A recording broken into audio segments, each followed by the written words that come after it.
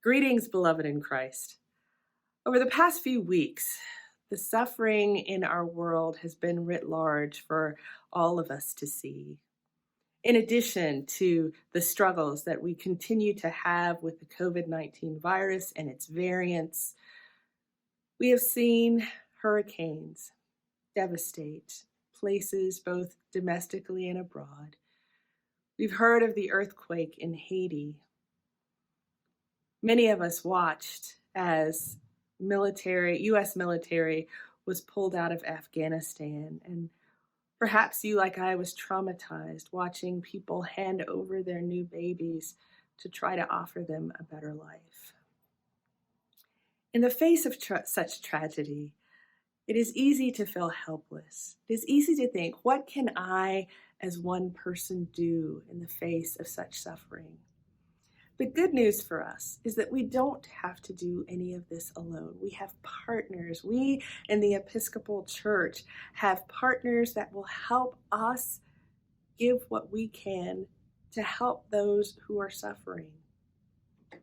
If you are inclined to give to help support Haiti as it struggles, Haiti has had such a hard month with an assassination, with an earthquake, with a hurricane.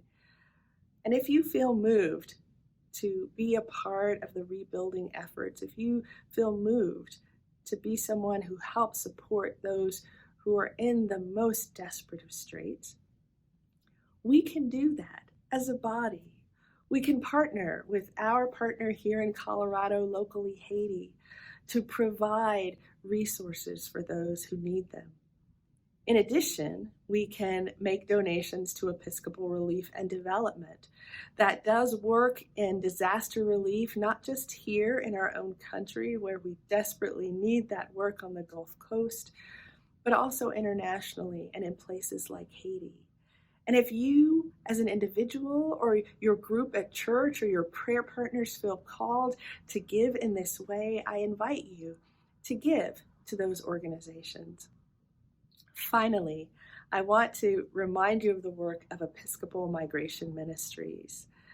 Episcopal Migration Ministries is right now reaching out and coordinating with those who are coming to this country as refugees from Afghanistan to try and support them and encourage them and help them find their footing in this new place. This is work that we partner with others to do. Because when we partner, when we pool our resources, we can do so much more than we can do on our own.